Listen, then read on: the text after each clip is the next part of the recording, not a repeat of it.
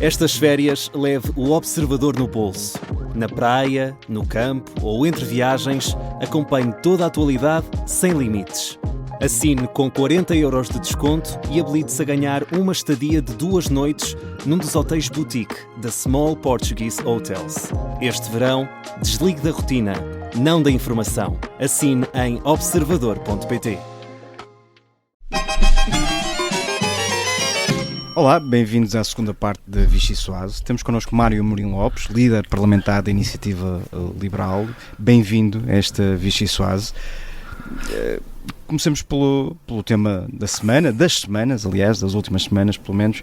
A Iniciativa Liberal propôs ouvir o Ministro da Administração Interna na Comissão Permanente, algo que acabou por não acontecer. Entretanto, tivemos a oportunidade de ouvir o que Luís Neves tinha para dizer. Posto isto e perante os esclarecimentos do Ministro da Administração Interna, a Iniciativa Liberal entende que Luís Neves tem condições para continuar no cargo? Bom, antes de mais, muito boa tarde a todos, muito obrigado pelo convite. Deixem-me dizer-vos que eu sou um fã de Vichy Soase, da sopa, também do programa, sou um ouvinte. E é uma sopa que gosto dela tal como está, ao contrário do gaspacho, que a primeira coisa que eu faço, que é uma heresia para os espanhóis, é aquecê-la e enchê-la de pimenta. Quanto ao MAI, que também é um tema apimentado, nós inicialmente vimos esta questão com grande perplexidade, que aliás só foi crescendo ao longo do tempo.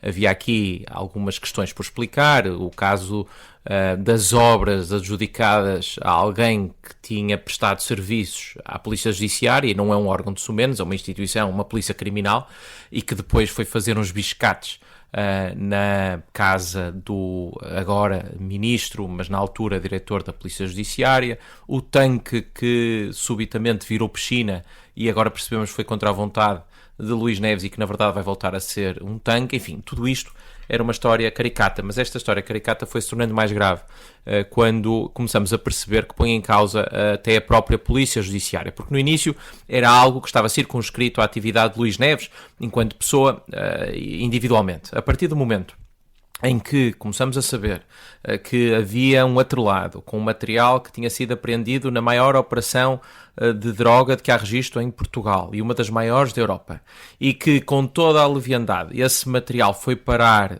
às instalações de um construtor civil, obviamente a perplexidade foi ainda mais crescente, porque percebemos que pelos vistos isto acontece dentro da Polícia Judiciária. E depois de ouvirmos ontem... Não, de todo, pelo contrário, eu acho que deixou ainda mais alarmado, porque eu acho que não sei o que é mais grave, se é a leviandade com que Luís Neves descreve a forma como a Polícia Judiciária decidiu entregar este atrelado com material que é usado para sintetizar droga e que aliás tem um valor comercial elevado, milhares de euros, se é pior a falta de noção relativamente a essa leviandade, porque Luís Neves ainda se vem escudar dizendo que poupou dinheiro ao Estado, quer dizer, por amor de Deus, enfim, eu enquanto liberal prezo muito de facto o zelo pelo dinheiro dos contribuintes e por um Estado que sabe gerir bem o seu dinheiro, mas quer dizer, há limites. Isto aqui não é um processo menor, isto é toda uma cadeia de custódia, isto é material sensível, isto envolve muito dinheiro e como é que é possível dizer-se que o amigo da construção civil desenrascou e que ficou com o material e tudo isto com esta leviandade? Portanto, isto sugere que este comportamento é reiterado, porque se é assim com este atrelado, o que terá sido com outro material. E, portanto, neste momento já não é uma questão apenas de esclarecimentos, que ainda são devidos, ainda há muitas pontas soltas.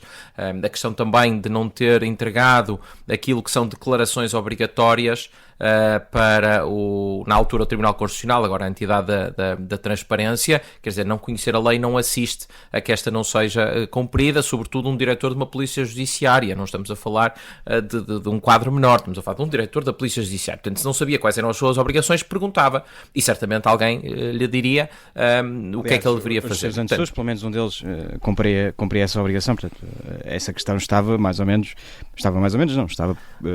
perfeitamente estabelecida na Polícia Judiciária. Mas o que lhe perguntávamos é se, perante os esclarecimentos de Luís Neves, os insuficientes, na sua opinião, esclarecimentos de Luís Neves, o Ministro tem ou não condições para continuar no cargo? Eu acho que essa é a questão que Luís Montenegro vai ter de fazer, porque senão corre o risco disto cada vez mais contaminar o próprio governo e contaminar as instituições. A nós parece-nos, nós não somos sempre lestos a pedir a cabeça de ministros e das pessoas. Isso é algo que é uma prática comum noutros partidos. Nós tentamos não ir por essa via, mas chega um ponto em que se torna incontornável, porque se há um membro do governo que começa a contaminar o próprio governo, isso põe em causa a estabilidade do país, a estabilidade das instituições, a capacidade do próprio governo governar.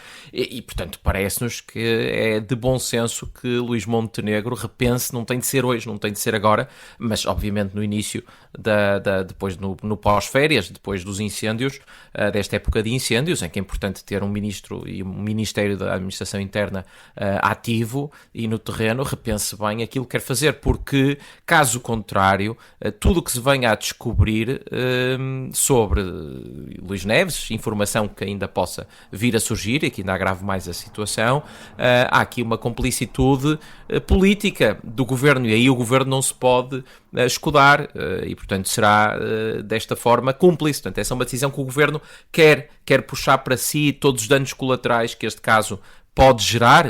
Nós achamos que não, mas Luís Montenegro deve pensar no assunto e com seriedade. Entretanto, o Chega já apresentou um requerimento para ouvir Luís Neves na Comissão Permanente já no início da próxima semana, e ele vai acompanhar esta iniciativa, tendo em conta que também já a tinha pedido, e já agora também faz sentido ouvir a Ministra da Justiça como responsável pela tutela da Polícia Judiciária? Bom, Inês, eu acho que seria muito estranho que a IEL não acompanhasse um pedido que, na verdade, foi inicialmente a IEL, não é? Nós apresentamos este mesmo pedido na semana passada e devo dizer que todos os partidos, com exceção do PSD e do CDS, acompanharam a necessidade de ouvirmos o Ministro da Administração Interna em comissão permanente. PSD e PS decidiram chumbar, opor-se a esta audição. E, portanto, agora, sendo outro partido a apresentar, nós naturalmente acompanharemos também.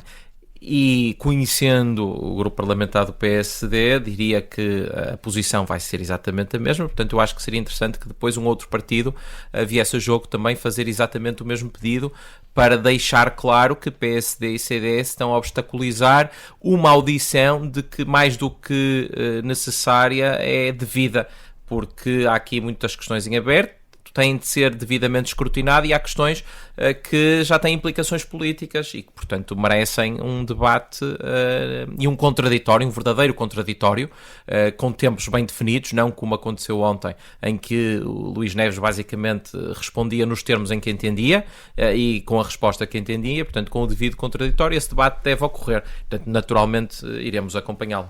Quanto à Ministra da Justiça, sim, só para finalizar a questão, naturalmente que sim, porque a Polícia Judiciária é tutelada não pelo Ministro da Administração Interna, mas pelo Ministério da Justiça, é uma polícia criminal e, portanto, faz todo sentido que a Ministra da Justiça se pronuncie, o que é que acha disto tudo, e que já agora nos serene relativamente a estes procedimentos que são usados na Polícia Judiciária. Isso é de facto assim como Luís Neves reporta, em que o diretor financeiro está numa obra, partilha que tem uma dificuldade, que não há 3 ou 4 mil euros para alugar um armazém para colocar o material, e há um construtor civil, um empreiteiro de Barcelos, da por cima, que vai a Lisboa de propósito, tudo pro bono, para desenrascar a Polícia Judiciária, e diz tudo isto com esta leviandade. E eu espero que a Ministra da Justiça nos venha serenar a dizer que isto não é o comportamento normal da Polícia Judiciária. Aqui no Observador já disse que a Iniciativa Liberal não excluía uma comissão parlamentar de inquérito a este caso,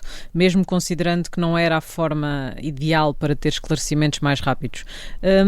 Aí ela acompanha a necessidade de uma CPI e já agora sente-se confortável com o texto apresentado pelo Chega. O PS também já levantou a questão de o inquérito parlamentar ser um bocadinho o embarcar na fragilização da Polícia Judiciária. Existe esse risco?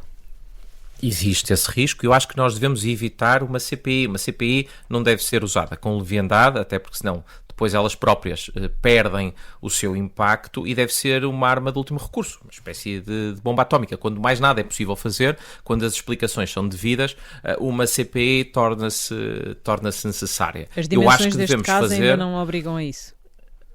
eu acho que neste momento tudo devemos fazer para evitar que uma CPI seja necessária. Há audições que podem ser feitas, há mais explicações que devem ser dadas, mais explicações da própria Polícia Judiciária, da própria Ministra da Justiça também, do Luís Neves, obviamente, Devem todos neste ser momento chamados ao Parlamento, por exemplo. Devem todos, com certeza que sim, a Ministra da Justiça com certeza que sim, tutela a Polícia Judiciária, a própria Polícia Judiciária. Eu acho que é importante nós percebermos como é que funcionam estes processos e se de facto é com esta leviandade que foi referida ontem, ou não, esperemos que não, muito sinceramente, e portanto, feitas essas audições, ouvidas estas entidades o quanto antes, aí depois nós teremos de questionar se alguém que está a tentar sonegar a verdade, e se for o caso, aí sim uma CPI justifica-se, porque sonegar a verdade ou mentir mesmo tem um impacto ao abrigo do Código Penal e portanto já tem um contorno diferente de uma audição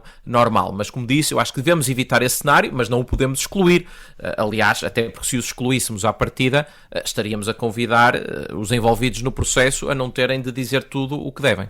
Concorda que com o Partido Socialista quando dizem que esta questão da fragilização da Polícia Judiciária e de poder haver aqui uma intenção do Chega até em linha com as investigações que a PJ tem feito a movimentos de extrema-direita? Que pode fragilizar a Polícia Judiciária, é claro, porque uma CPI cujo objeto incide em parte sobre a Polícia Judiciária e sobre a atuação de um diretor da Polícia Judiciária, naturalmente pode fragilizar a instituição. Mas as instituições, para se renovarem, para serem mais fortes, às vezes precisam destes momentos. Agora, outra questão que se coloca é se isso vai ser usado de forma instrumental para o Chega fazer algum tipo de diatribe ou de luta partidária. Olhando para aquilo que aconteceu esta semana no Parlamento, a tal invasão ou alegada invasão do gabinete do Chega, eu acho que isso é sugestivo de que possa mesmo acontecer, porque a primeira acusação que André Ventura faz, sem conhecer minimamente as motivações, é de que isto seria uma represália por ele estar a tentar afrontar os poderes instalados e, enfim, e afrontar mesmo o próprio Luís Neves, que foi diretor da Polícia Judiciária. Portanto, isso é um risco real. Deixa-me só perguntar, porque houve muita gente a dizê-lo de viva voz. Mário Murilo Lopes acredita que foi tudo uma farsa, foi tudo encenado? Ora bem, eu vou dar apenas alguns factos objetivos e depois queríamos muito deixaremos aos ouvintes da nossa conversa, não. Mas já agora, já que só muito rapidamente do alegado vandalismo. Um lamiré, enfim, é feita uma invasão de um gabinete em que se deixa tudo no chão quando se está à procura de uma pen, ou seja, para deixar evidências de que alguém entrou e que tentou fazer alguma coisa.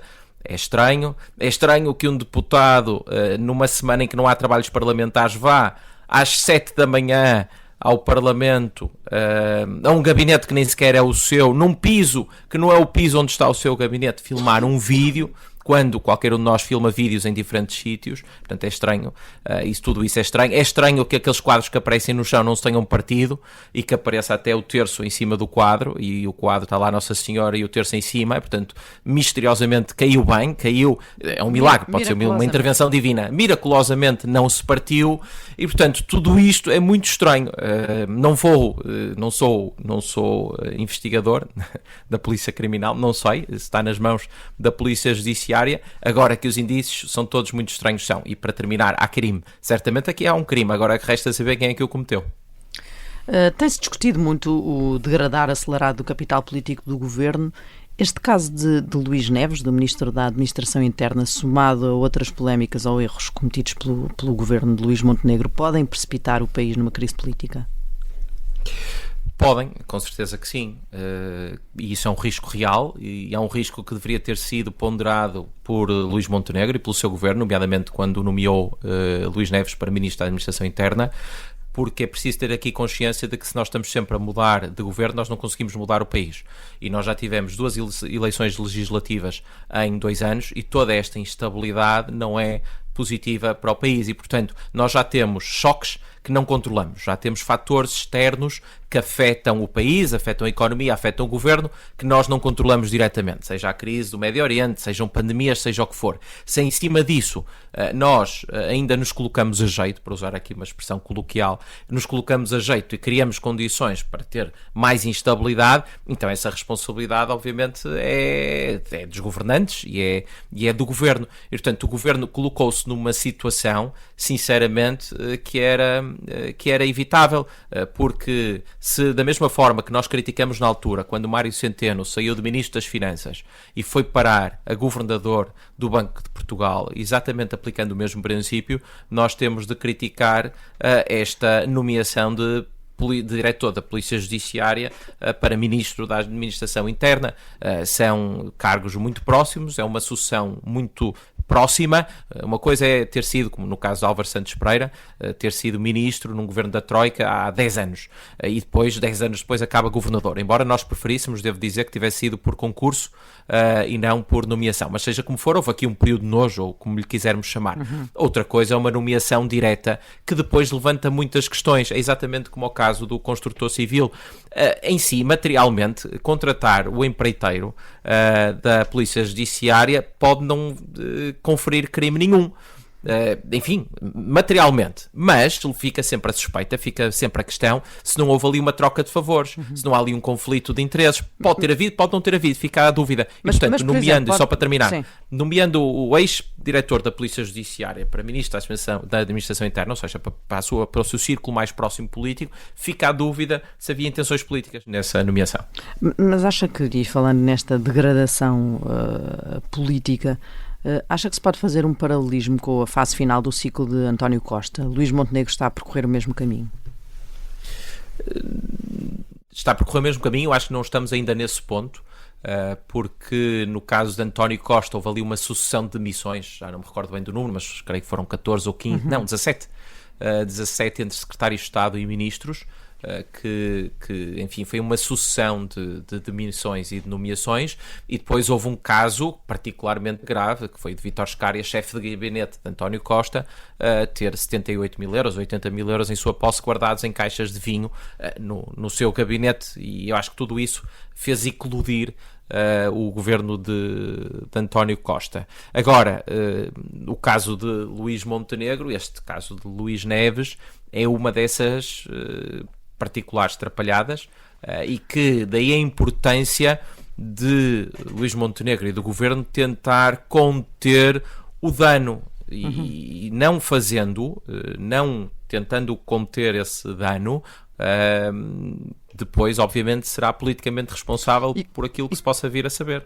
E uma forma de conter esse dano poderia ser, por exemplo, Luís Montenegro fazer uma remodelação alargada na rentrée política? Eu acho que esse é certamente um caminho, porque ao fazê-lo não está a dizer que o ministro é culpado. E aqui eu tenho sempre grandes reservas com os moralistas, não é? Aqueles que dizem que nunca pecam e que os outros é que são os grandes pecadores.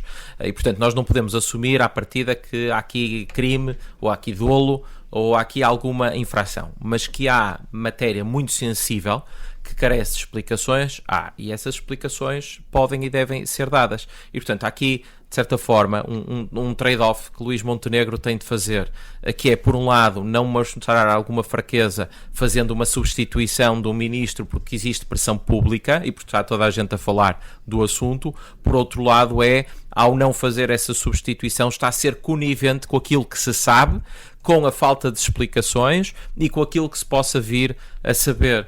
E, portanto, ele, sinceramente, tem de pesar qual é o impacto maior. Parece-me que o governo acha que a população se revê em Luís Neves, que aquilo foi apenas um pequeno tanquezinho, que ele tem uma casa humilde e que não passa disto. De algumas pequenas confusões e uns pequenos pecadilhos que qualquer pessoa poderia cometer. Mas, sinceramente, à luz das evidências, parece ser bem mais grave do que isso. E, portanto, é uma decisão que o Governo tem de tomar se não quer evitar o caminho, porque senão, de facto, podemos acabar com um Governo completamente fragilizado e com necessidade de novas eleições. Eu acho, sobretudo, que os portugueses não querem isso. Os portugueses querem alguma estabilidade para cuidarem até da sua própria vida e, portanto, o Governo tem de antecipar esse interesse nacional e tem de fazer tudo ao seu alcance para garantir isso. E parece-me que, se fosse eu a tomar a decisão, mais valia deixar cair um dos seus, mas salvaguardar esse interesse nacional e essa estabilidade do Governo. E no meio disto tudo, Mário Mourinho Lopes, compreende o silêncio de António José Seguro? Exigia-se um Presidente da República mais ativo nas últimas semanas? Ora bem, a nossa bitola que nós usamos para comparar é a de Marcelo e, portanto, por comparação, eu diria que pior não está, porque Marcelo reagia sempre em cima do incidente, às vezes sem ter toda a informação e, aliás, de uma forma que, por vezes, não apenas não resolvia, como só criava ainda mais confusão. Mas há de haver um meio termo, eu acho que a serenidade, com certeza, a serenidade é importante. Eu acho que o momento para a serenidade já terminou e, portanto, agora vai ser o momento do Presidente da República de fazer a sua própria avaliação, de uma forma objetiva e isenta, perceber se o Ministro da Administração Interna tem condições, tendo em conta tudo o que se sabe e, sobretudo, tudo o que não se sabe, para permanecer no cargo e ter uma conversa franca, aberta, com Luís Montenegro e dizer-lhe que a Presidência da República veta ou não veta, ou apoia ou não apoia a continuidade deste membro do Governo. Obviamente não é vinculativo, não obriga Luís Montenegro a nada, mas dá um sinal político forte. E, portanto, sim, agora neste momento também é o tempo do Presidente da República se pronunciar. Já agora deixe-me perguntar-lhe, até tendo em conta as críticas que fez aqui ao Governo, como é que fica a relação entre a Iniciativa Liberal e a AD? Com tudo o que está a ver da liderança de Luís Montenegro, está convencido de que uma associação futura entre IEL e AD seria positiva para o partido? A AD é um parceiro confiável? Nós sempre nos mantivemos na nossa posição, que é nós temos uma grande ambição para o país, achamos que Portugal pode ser muito melhor do que aquilo que é e para isso são necessárias reformas. E queremos um governo reformista. Os portugueses votaram na AD, não votaram na Iniciativa Liberal para liderar esse governo, nós aceitamos obviamente esse resultado e trabalhamos em cima dele, ou seja, tendo em conta essas circunstâncias, tentamos fazer o melhor possível. Portanto, aquilo que nós estamos sempre a exigir ao governo é esse momento, essa capacidade reformista. Até à data só apareceu uma reforma digna desse nome, que foi a reforma laboral, e aquilo que a Iniciativa Liberal fez foi apontou aquilo que eram os seus defeitos, tentou trabalhar em cima dessa proposta, apresentou um conjunto de melhorias e tudo fez para que essa reforma fosse aprovada. Portanto, é isso que nós sempre faremos relativamente a este governo da AD, é estar continuamente a recordar-lhes que a missão deles é governar o país, melhorar a vida dos portugueses e para isso é necessário apresentar reformas.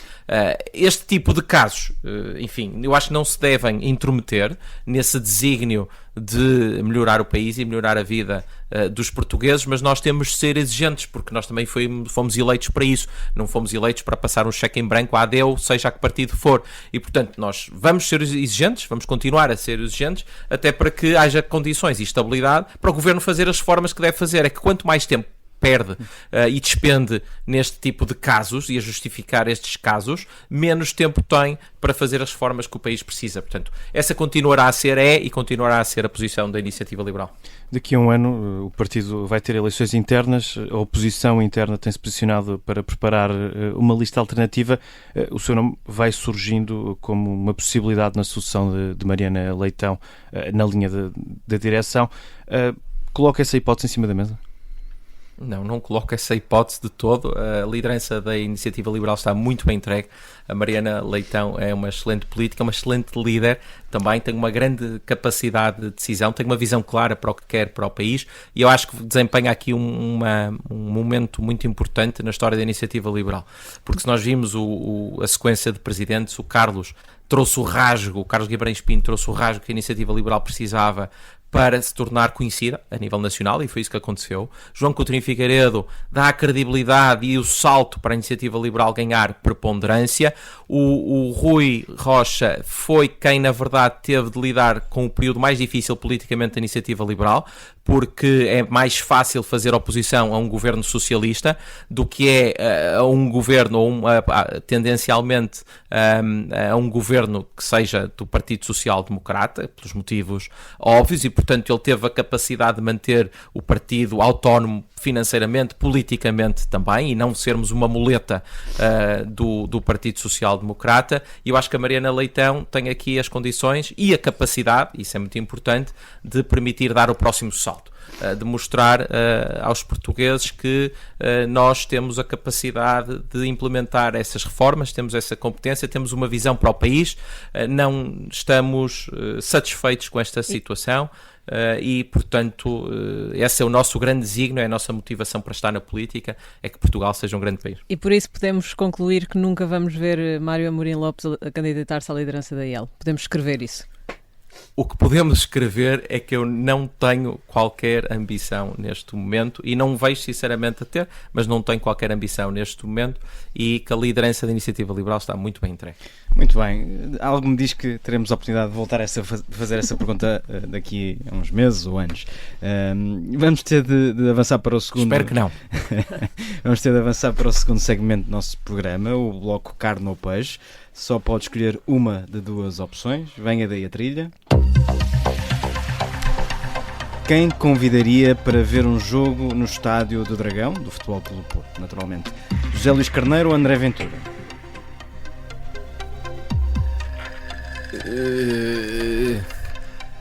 É uma boa questão, porque o André Ventura seria para obrigar a cumprir aquela promessa que ele nunca cumpriu, que foi, se o Porto fosse campeão, vestir a camisola do Porto. E só por isso, talvez por isso, e apenas por isso, para que ele possa cumprir aquilo que prometeu, talvez com o André Ventura, mas só por isso, porque politicamente não seria certamente ele. E a quem é que confiava a palavra passe das suas redes sociais? Sebastião Bugalho ou António Leitão Amaro? A nenhum. Eu não confio em nenhum. Aliás, só eu é que tenho acesso às minhas redes sociais, e só eu é que escrevo lá para o bem e para o mal. E portanto não confiaria a ninguém. Vamos à próxima. Quem convidava para parceiro num DJ set? Luís Neves ou Fernando Alexandre? Fernando Alexandre, sem dúvida alguma, porque Luís Neves depois podia desaparecer o material e aparecer algures em Barcelos. E ao lado de quem é que preferia voltar a fazer uma campanha legislativa? Mariana Leitão ou João Coutinho Figueiredo? Mariana Leitão, legislativa Mariana Leitão, obviamente, porque é ela a líder da Iniciativa Liberal, e é ela que tem o perfil neste momento para se candidatar a Primeira-Ministra. Muito bem, Mário Amorim Lopes, como é hábito do nosso programa, o convidado serve a sobremesa, no caso uma música. Que música é que nos traz e porquê? Então, que música é esta? Eu, durante alguns tempos, tinha uma banda de rock eletrónico. Na altura chegamos a produzir algumas coisas, não chegamos a terminar o EP por dissidências dentro do próprio grupo, mas ficou sempre o bichinho de fazer aqui algumas músicas mais. Então eu tinha uma música que tinha já pensado, do ponto de vista da melodia, e já tinha a letra, mas nunca tinha a oportunidade de gravar aquilo, até porque, sendo uma música que era um estilo mais de rap, diferente do estilo habitual, nem eu tinha vocalista sequer para isso, e eu, embora toque baixo, há um instrumento que eu não toco de certeza, que é o vocal, é a minha voz, que é péssima, e portanto o que eu fiz foi pegar destas ideias que eu tinha, na letra que eu tinha, e com a ajuda da AI criei uma própria música. E enfim, é uma música que tem um lado também de música de intervenção, mas não aquelas que nós geralmente conhecemos. Tem um lado de música de intervenção, e enfim, e criei-a com a ajuda da AI. Está no Spotify, o nome do artista é Sem Filtro, e a música chama-se Sem Dono, Sem Trono. Vamos fazer a estreia absoluta Em rádio. da música em rádio. É um prazer. E vamos deixar depois aos verdade. nossos ouvintes Obrigado, a avaliação da música. Muito obrigado, Mário Amorim Lopes, por ter vindo a esta Vichy Soase. Foi um gosto tê-lo cá. Obrigado, Os nossos ouvintes já sabem, podem voltar a ouvir esta entrevista nas plataformas habituais ou lê-la na íntegra no site do Observador. A Vichy Soase vai de férias, regressará em setembro. Esperemos, ou melhor, vamos ver com que governo e com que ministros em funções. Até à próxima. Se tens uma oportunidade, uma só geração, vais entregá-la ao Estado ou vais agarrá-la? Disseram fica no lugar, eu disse nunca. Se o futuro é meu, não cabe na tua junta. Prometem céu com verba pública, mas o inferno começa quando a conta acumula. Chamam proteção à coleira invisível, chamam justiça ao resultado previsível. Nivelar por baixo não é nobreza, é medo disfarçado de pureza. Tu queres planear uma vida em céu, eu quero falhar e voltar do zero ao papel. Enquanto discursas moral em painel, há um miúdo a abrir empresa num quarto de hotel. Não me fales de igualdade forçada, quando o talento morre em fila organizada. Não me vendas bem como um em fachada, se no fim é sempre a mesma mão fechada. Sem dono, sem trono, sem reino meu novo. Se a vida é minha então deixa-me correr. Sem dono, sem dono, sem trono, sem medo do erro, eu prefiro o risco a viver de joelhos. Uns vestem vermelho e falam de povo, mas tratam-te como número novo.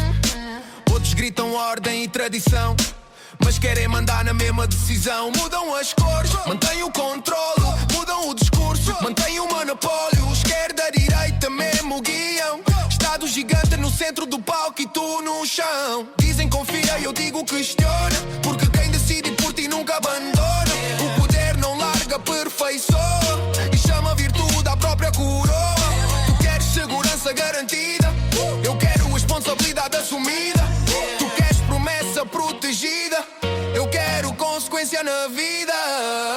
Se o erro é meu, se eu ganho também, prefiro cair por mim do que vencer por alguém.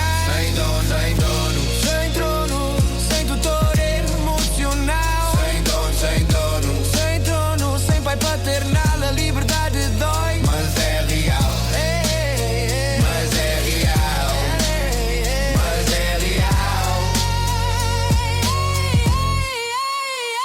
Olha à tua volta, dizem que é tarde demais, que o sistema é fixe, o que não muda sinais. Olha à tua volta, dizem que é tarde demais, que o sistema é fixe, o que não muda sinais. Sem dono, sem dono, sem dono, sem dono.